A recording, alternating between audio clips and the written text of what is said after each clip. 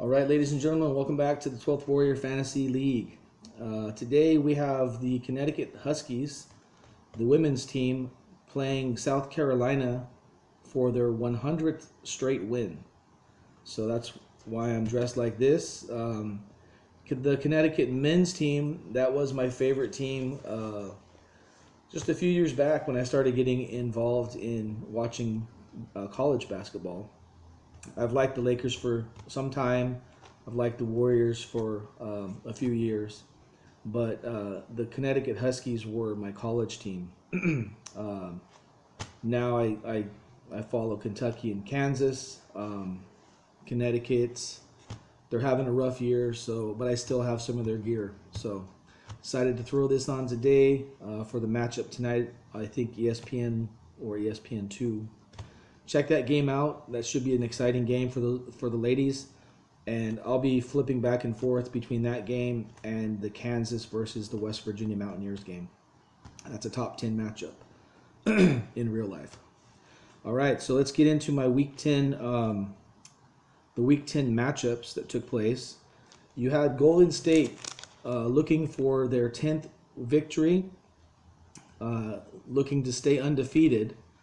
They went ahead and played the top team in college in my league, which is Louisville. So Golden State was matched up against Louisville. Golden State beat OKC 130-114, and Louisville beat Miami 71-66. So when both teams win, it's the team that had the larger point margin of victory. So Golden State won by 16, Louisville won by 5. Golden State, congrats, you're 10-0, and Louisville falls to 7-3. The next game on the schedule was the Lakers going up against Kansas. The Lakers won their game, and so did Kansas.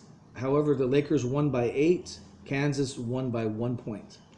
So congrats to the Lakers. They're still in this thing. They have the worst record of the 9 teams left. However, they do have a shot still to try to make the wild card in the NBA, in my league. So you have this week and possibly next week to try to get that done, try to get your record from 4-6 up to 6-6, and we'll see how things shake out for you.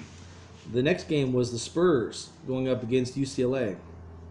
The Spurs actually just lost their game to the Knicks, surprisingly, 94-90.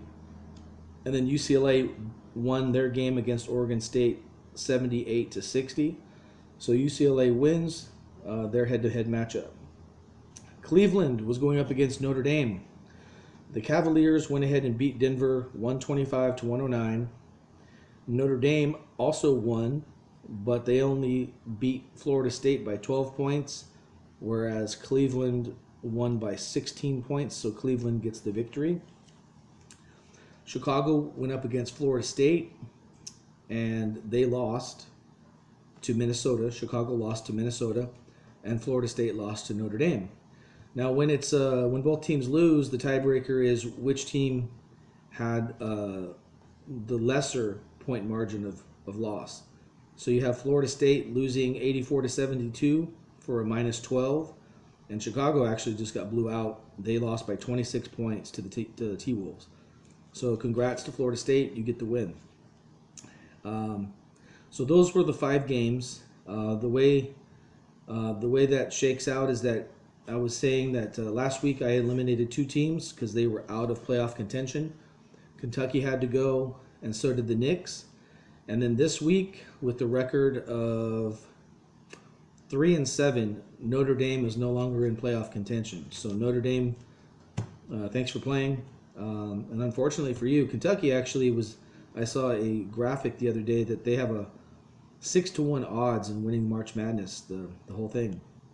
However, Notre Dame, your time here is done, and pretty soon your time in the NCAA will be over. I think you're ranked 25th, so I mean there could be a shot at you squeaking into the bracket, but it's not looking good, at least for you here in this league. You're all done.